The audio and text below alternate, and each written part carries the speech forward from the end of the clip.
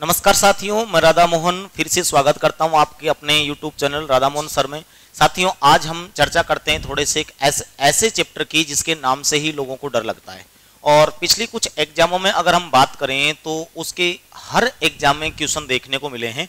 और साथियों, आप समझ गए होंगे मैं हम कौन से चैप्टर की बात कर रहे हैं। हम बात कर रहे हैं आप कथन और निष्कर्ष की। कथन और निष्कर्ष का ये जो चैप्टर है साथियों, इसके बारे में मैं आपसे ये कहूं कि ये जो हमारा ऐसा चैप्टर है कथन और निष्कर्ष का, जिसके प्रश्न दो रूप में आपको देखने को मिलेंगे। कैसे? कथन और निष्कर्ष के जो आपको सवाल जितने भी मिलेंगे, उन सवालों में दो प्रकार से सवाल कैसे होते हैं। एक तो आपका आता है न्याय वाक्य वाला प्रश्न। न्याय वाक्य वाले प्रश्न में भी क्या होता है, कथन होता है और फिर निष्कर्ष होता है, लेकिन उनको हल करने का तरीका थोड़ा सा अलग होता है। और ये जो कथन निष्कर्ष के डायरेक्ट जो प्रश्न होते हैं, इनका तरीका थोड़ा सा बिल्कुल अलग होता है, क्योंकि इनको हल करने के लिए आपके पास बहुत कम कुछ बातें होती हैं और वहां उनको हल हम डायग्राम के माध्यम से करते हैं जो न्याय वाक्य के क्वेश्चन होते हैं।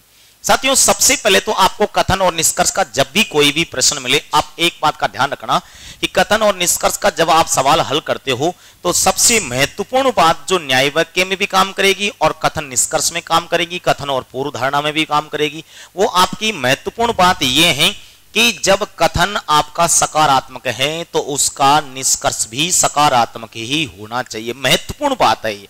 कथन अगर मान लीजिए सकारात्मक है यानी पॉजिटिव है, तो उसका जो यहाँ पर नीचे निष्कर्ष दे रखा है वो भी क्या होना चाहिए, सकारात्मक होना चाहिए, यानी वो भी आपका पॉजिटिव होना चाहिए।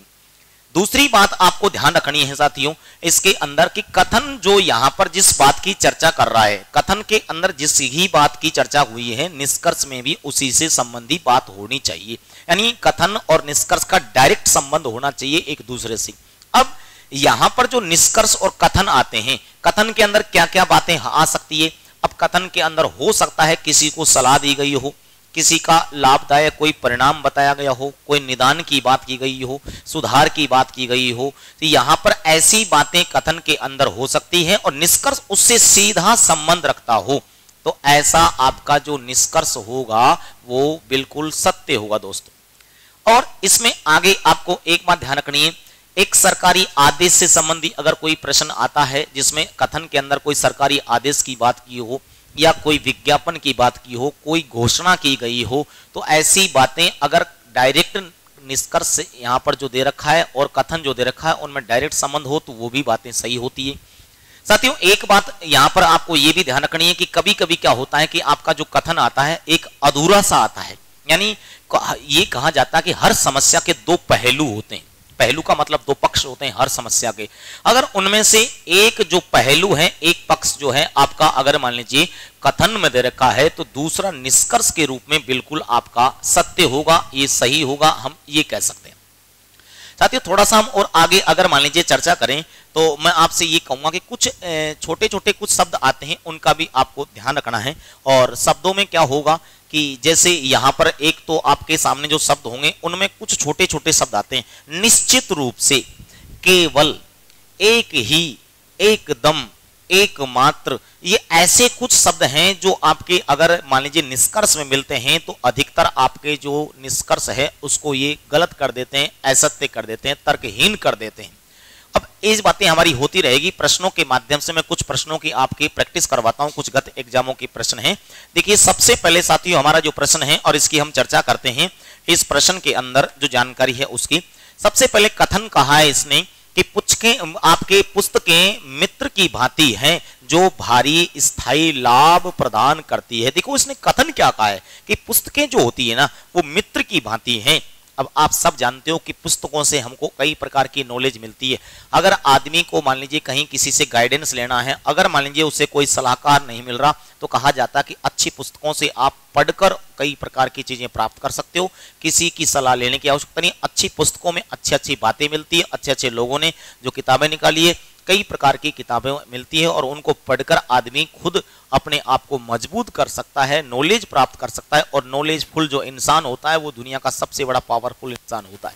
तो साथियों, यहां पर उसने कहा है कि पुस्तकों से, अच्छा जैसे हम किसी से सलाह दे रहे हैं, उसने हमसे कहा और हमने उस बात को थोड़ी देर याद रखा और हो सकता है हम भूल गए, लेकिन अगर हम अच्छी पुस्तक है, अगर आप उसको मन से पढ़ रहे हो, ध्यान लगाकर पढ़ रहे हो, तो उससे जो आपने बात पढ़ी है वो बात आपको लंबे समय तक याद रह सकती है। हो सकता है कि जिस व्यक्ति ने आपको सलाह दी है वो बार बार आपको सलाह देने नहीं आए, लेकिन उस पुस्तक को आप बार बार पढ़कर उस ज्ञान को स्थायी रख सकते हो। तो इसलिए कहा गया है कि पुस्तकें मित्र की भांति हैं और जो भारी स्थायी लाभ प्रदान करती है। अब आप इसमें निष्कर्ष देखिए। पहला निष्कर्ष दे रखा है, आपको अपना मित्र चुनना चाहिए। साथियों, कथन के अंदर ये बात नहीं कही है कि आपको मित्र चुनना चाहिए या नहीं चुनना चाहिए। इसका मतलब ये बात हमारी जो है वो गलत हो गई, असत्य हो गई। दूसरा कहता है पुस्तकें हमको स्थायी लाभ प्रदान करती है। ये बिल्कुल ऊपर उसने कह दिया कि भारी स्थायी लाभ प्रदान करती है। इसका मतलब हमारा ये सेकंड निष्कर्ष जो है साथियों वो सत्य हो गया, यानी सही हो गया। इसमें पहला निष्कर्ष जो है अपना वो बिल्कुल राइट हो गया अपना। अगला हम साथियों थोड़ा सा और आगे चर्चा करते हैं और आगे देखते हैं अगले प्रश्न को। अगले प्रश्न की चर्चा करेंगे। देखिए अगला प्रश्न हमारा क्या कहता है। कथन है इसमें आपका अगला, आने वाले दिनों में बहुत से विकासशील देशों की जनसंख्या में वृद्धि के साथ साथ स्रोतों में निरंतर कमी का दृश्य उपस्थित होने वाला है। अब सबसे बड़ी जो समस्या दुनिया की है वो है जनसंख्या वृद्धि। आपके परिवार की समस्या हो सकती है, आपके गांव की समस्या हो सकती है, आपके जिले की समस्या हो सकती है, राज्य की समस्या हो सकती है, देश की समस्या हो सकती है। जनसंख्या वृद्धि किसी भी स्तर पर हो सकती है। एक परिवार है, उसके पास मान लीजिए यहाँ पर 10 एकड़ जमीन है। अब पहले एक मुखिया था, उसके अंडर में पूरी जमीन थी, वो एक अकेला पूरी जमीन का मालिक था। अब उसके 4 पुत्र हो गए, अब जमीन का बंटवारा हो गया, जमीन कम पड़ गई, पुत्रों की भी फिर संतान हो गई, फिर जमीन कम पड़ गई। और इसी प्रकार से जमीन ही कम नहीं पड़ी, उनकी आवश्यकता के सभी साधन जो हैं वो भी उनकी यहाँ पर संख्या के हिसाब से चाहिए। तो यहाँ पर कई प्रकार की चीजें ऐसी जो हैं वो उनको उस रूप में उपलब्ध नहीं हो सकती जो पहले एक अकेले मुखिया को उपलब्ध होती थी। तो इस कारण से यहाँ पर क्या है कि जनसंख्या वृद्धि से कई जो ऊर्जा स्रोत हैं हमारे कई प्रकार के वो क्या है धीरे धीरे कम होते जा रहे हैं और जनसंख्या वृद्धि इसका मेन कारण है। अब इसने ये कहा है कि निरंतर कमी होने वाली है और ये उपस्थित दृश्य हमको उपस्थित होने वाला है हमारी आंखों के सामने बहुत जल्द। विकासशील देशों के सामने ये समस्या बताइए। अब ये समस्या विकासशील देशों के ही बारे में क्यों बताइए, क्योंकि विकसित जो देश हैं उन्होंने पहले ही सब कुछ अपना विकास कर लिया और उन सबके पास हो सकता है कि पर्याप्त संख्या में वो सब चीजें हो सकता है कि विकासशील जो देश हैं और उनकी यहाँ पर प्रगति के अंदर ये जनसंख्या वृद्धि सबसे बड़ा कारण बन रहा हो। तो देखिए साहब निष्कर्ष क्या कहते हैं यहाँ पर। पहला कह रहा है भविष्य में विकासशील देशों की जनसंख्या में वृद्धि जारी नहीं रहेगी। साथियों जनसंख्या वृद्धि के बारे में आप कभी भी ये नहीं कह सकते कि जारी रहेगी या नहीं रहेगी। ये ऐसी समस्या है जिस पे कंट्रोल कर पाना बहुत मुश्किल है। जागरूक करके ही, लोगों को सजग करके ही, समझा करके ही इस पर नियंत्रण पाया जा सकता है। नहीं तो कोई सरकार अगर ये चाहे कि हम जनसंख्या वृद्धि रोक दें, ये कभी भी नहीं रुक सकती, क्योंकि ये ऐसा रीजन है।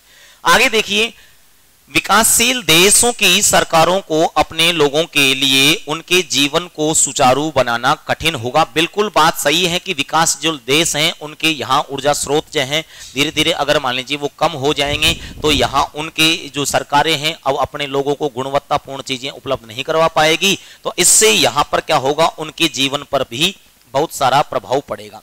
साथियों जीवन पर प्रभाव ही नहीं पड़ेगा, इससे क्या है कि पूरी तरह से प्रभावित हो जाएगा, हम ये भी कह सकते हैं। अगला प्रश्न देखिए साथियों, इसमें अगला प्रश्न है अपना। अगला प्रश्न दे रखा है, कथन क्या कह रहा है हमारा। सबसे पहले कथन को पढ़ेंगे कि जब हम सरकार के ग्रामीण एवं शहरी दोनों क्षेत्रों के प्रति रुख देखते हैं तो ग्रामीण एवं शहरी विकास की समस्याओं में असमानताएं स्पष्ट दिखाई देने लगती हैं। अब देखिए सबसे पहले इसने क्या कहा है, ग्रामीण एरिया की समस्या और शहरी जो एरिया की समस्या उनके बारे में कहा है।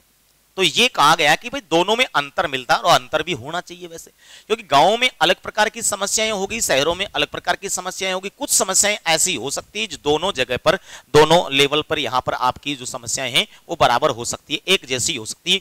लेकिन गांवों के अंदर कई प्रकार की अलग समस्या होगी, शहरों के अंदर अलग प्रकार की समस्याएं होगी। अब यहां पर देखिए दोस्तों क्या बताया इसने, हम इसके निष्कर्ष के बारे में चर्चा करते हैं। तो पहला कहता है सरकार का ध्यान शहरी विकास की अपेक्षा ग्रामीण विकास की ओर अधिक है। आप कभी भी किसी भी सरकार के बारे में ये नहीं कह सकते कि इसने गांव में विकास नहीं करवाया या इसने शहरों में विकास नहीं करवाया। ध्यान रखना, सरकार जब बनती है तो सरकार अपनी हर कोशिश ये करती कि सभी के लिए वो सभी प्रकार की योजनाएं संचालित करे।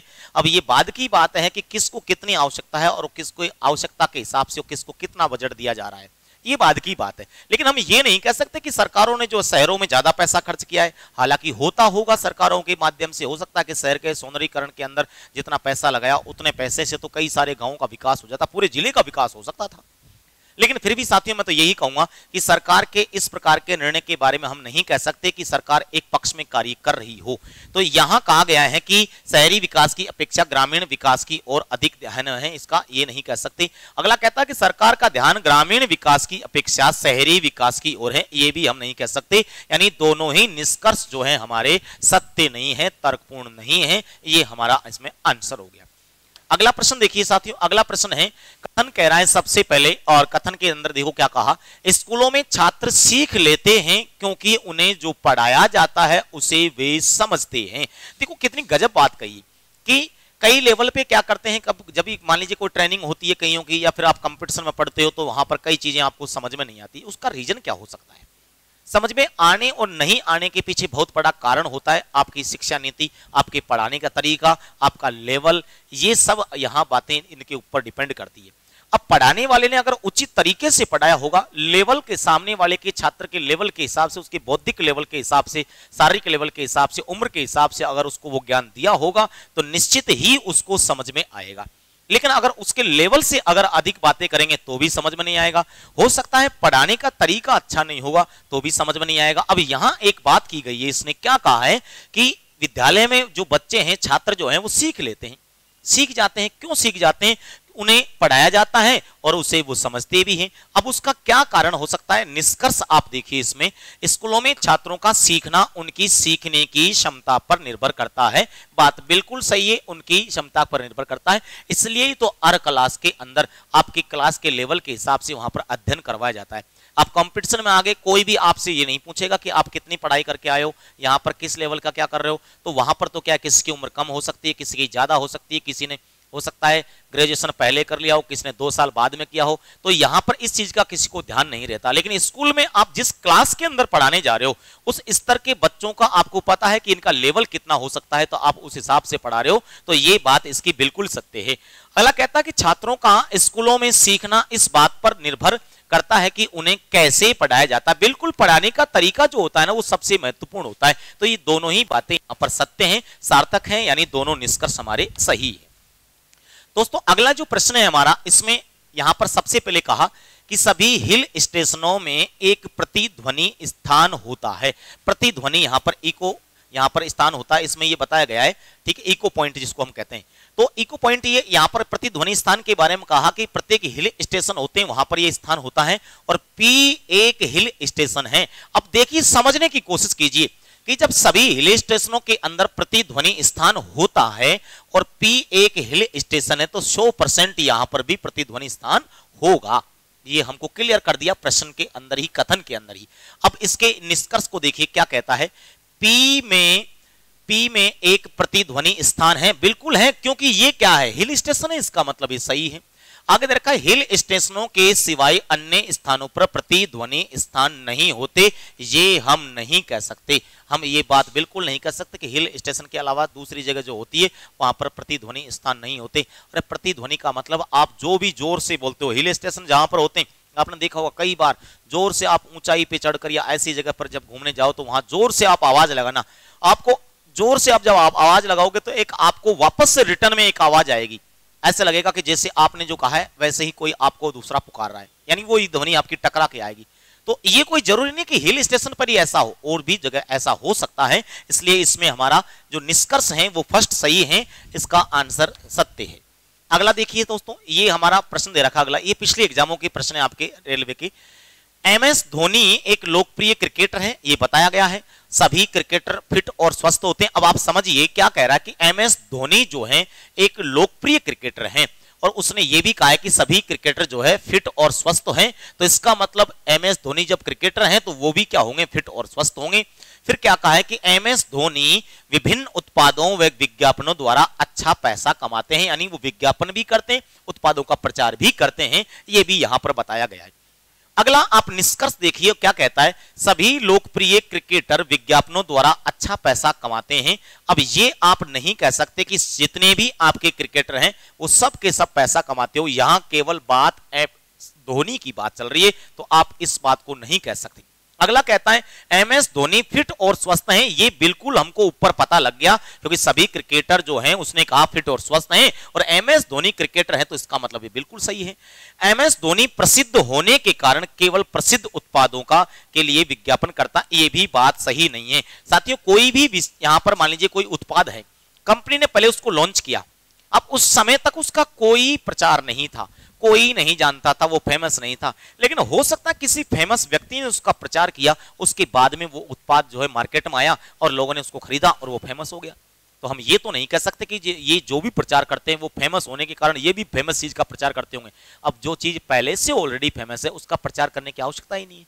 तो इसका मतलब ये हमारा यहाँ पर निष्कर्ष जो है वो असत्य हो गया, यानी इसमें निष्कर्ष केवल आपका सेकंड सही है। दोस्तों अगला प्रश्न जो है हमारा, इसमें कथन देखिए क्या कहता है, अनुपस्थिति दिल में प्रेम को बढ़ाती है। क्या बात कही है, अनुपस्थिति दिल में प्रेम को बढ़ाती है, यानी कहा गया है कि जब कोई भी व्यक्ति आपके साथ रहता है तो आप उसकी वैल्यू नहीं समझते, लेकिन जब वो आपसे दूर हो जाता है, आप बिछुड़ जाते हो, तब अचानक से उसकी कमी का महसूस होता है। आपको ये एहसास होने लग जाता है कि शायद आज मेरे वो साथ होता तो मेरे को ये मिलता, मैं ऐसे रहता, हम ऐसे रहते, ऐसे नहीं रहते, ये सब चीजें। और उसके साथ जो पिछले जो आपके पल थे, वो गुजारे हुए पल थे, वो चाहे कोई भी हो सकता है, वो कोई आपका साथी इंसान हो सकता है, कोई प्रियजन हो सकता है आपका, कोई आपकी ऐसी चीज हो सकती है जो आपके काफी समय से आपके साथ रही है, चाहे वो आपकी गाड़ी है, चाहे आपकी बाइक है, चाहे आप कोई जानवर से प्रेम करते हैं तो वो हो सकता है, कोई भी चीज ऐसी हो सकती है जो लंबे समय से आपके साथ थी, लेकिन अब वो आपसे दूर हो गई, तो अब आपको बार बार उसकी याद आती है और उसके प्रति आपका प्रेम जो है वो ज्यादा जागृत हो रहा है। तो यहां पर इसने यही कहा है कि अनुपस्थिति किसी चीज की जो होती है वो दिल में क्या करती है, प्रेम को बढ़ाती है। देखिए निष्कर्ष क्या कहते हैं इसकी, किसी वस्तु या व्यक्ति का मौजूद न होना उसके प्रति लालसा को और अधिक बढ़ा देता है। बिल्कुल सही है, जब वो यहां पर उपस्थित नहीं है तो हम बार बार उसके बारे में सोचेंगे, बार बार ये लालसा बढ़ेगी। आगे क्या है कि रिश्ते को मजबूत बनाए रखने के लिए उचित दूरी बनाए रखना जरूरी है। ये ऊपर नहीं कहा गया है उसने कि आप रिश्ता बनाए रखने के लिए उचित दूरी बना के रहो या एक साथ रहो या फिर बिछुड़ी जाओ, ये ऐसी बात यहाँ कथन में नहीं की गई थी। तो इसमें हमारा पहला जो है वो बिल्कुल सत्य है। साथियों अगला जो हमारा प्रश्न है क्या कहता है, कंप्यूटर मानव जाति के महानतम नवाचारों में से एक है। अब मानव ने कई प्रकार के नवाचार किए, नवाचार का मतलब नए नए यहां पर प्रयोग किए हैं, तो इनमें से इन नवाचारों में से एक नवाचार हमारा क्या बताया गया है, कंप्यूटर। अब देखिए इसके बारे में क्या कहा है निष्कर्ष, कोई अन्य नवाचार कंप्यूटर से बेहतर नहीं है। हम ये नहीं कह सकते कि भाई कंप्यूटर से बेहतर मानव ने कोई नवाचार नहीं किया। अरे भैया और भी कई प्रकार की चीजें हो सकती है, कंप्यूटर भी एक नवाचार है, इसको भी हम नवाचार कहेंगे, लेकिन और भी तो कई प्रकार के नवाचार किए गए हैं। आगे देखिए आपका अगला प्रश्न है, कंप्यूटरों से मानव जाति को लाभान्वित किया। ये बात बिल्कुल सही है, कंप्यूटरों से क्या है, ये नवाचार है, और नवाचार क्यों किया गया है, मानव जाति के कल्याण के लिए उसको लाभ उठाया है, तो ये आपका बिल्कुल सही है। अगला प्रश्न देखिए साथियों, कहता है कथन है हमारा, शिक्षक ने पूरी कक्षा की उपस्थिति में अमित को डांटा। अब यहां एक केवल बात की गई है, थोड़ा सा शिक्षक के बारे में बताया, शिक्षक ने अमित को डांटा क्यों है, इसका कोई कारण नहीं बताया। इतना कहा है कि सभी पूरी क्लास उपस्थित थी, उन सबके सामने शिक्षक ने उसको डांट दिया। हो सकता है उसने कोई गलती की गई हो तो उस गलती के कारण डांटा हुआ। अब यहां पर ये बिल्कुल नहीं किया गया, कहा गया कि भाई डांटने का कोई कारण क्या हो सकता है। अब आगे देखिए क्या कहता है आपका निष्कर्ष, कहता है शिक्षक अमित को नापसंद करता है। हम ये नहीं कह सकते, हो सकता है कि पसंद करता हो सकता है उसका प्रिय विद्यार्थी वही हो, लेकिन उसकी गलती को यहां पर देखते हुए शिक्षक ने उसको डांट दिया हो ताकि वो गलती ना करे। कक्षा अमित को पसंद नहीं करती, हम ये भी नहीं कह सकते, हो सकता है कि वो क्लास का लीडर ही हो। तो यहां पर दोनों ही निष्कर्ष जो है आपके पूर्णतः गलत हैं, यानी दोनों ही सही नहीं होंगे। अगला प्रश्न देखिए साथियों, अगला प्रश्न है यहां पर, ये भी पिछली एग्जाम का प्रश्न है एनटीपीसी का, केरल के लोग बहुत से व्यंजन नारियल तेल में पकाते हैं। केरल के लोगों के बारे में कहा, यहाँ केरल की बात चल रही है और लोग बहुत से व्यंजन नारियल तेल में पकाते हैं। ध्यान रखना, केरल के अंदर अधिक मात्रा में यहाँ पर पैदा होता है, तो वहां पर जब आप जानते हो आपके एरिया में कोई भी चीज ज्यादा मात्रा में उपलब्ध होगी और आप हर चीज में उसका प्रयोग करोगे, क्योंकि ज्यादा उपलब्ध हो रही है तो इसका मतलब करोगे, सीधी सी बात है। अब यहां पर भी यही किया गया है। अब आगे क्या कहा इसने, देखिए, नारियल तेल बहुत से व्यंजन में उपयोग होने वाला देश का प्रमुख तेल है। ये तो हम नहीं कह सकते, क्योंकि प्रमुख तेल नहीं कह सकते। अरे भैया, प्रमुख तेल क्या, नारियल तेल कई जगह तो इतना यहां पर महंगा मिलता है कि उसको दवाई के रूप में काम में लेंगे कुछ लोग, ठीक है, तो हम ये तो नहीं कह सकते, इसका मतलब ये तो गलत हो गया। अगला तरीका, केरल नारियल तेल का बड़ा उपभोक्ता है। बिल्कुल सही है, और ये बात तो उसने ऊपर क्लियर कर दी कि नारियल तेल के जो यहां पर क्या करते हैं, वो कई प्रकार के व्यंजन जो हैं वो पकाते हैं, और इसका मतलब ये बात हमारी सिद्ध हो गई कि केरल जो है नारियल तेल का बहुत बड़ा उपभोक्ता है, यानी उपभोग करते हैं, अधिक से अधिक मात्रा में उसको वो उपयोग में लेते हैं। साथियों, जय हिंद, जय भारत। आपको इस क्लास में मैंने कुछ थोड़ा सा समझाया, और बने रहिए अगली क्लास के लिए। हम फिर कोशिश करेंगे आपके लिए एक थोड़ी सी नई जानकारी लेके आएंगे। धन्यवाद।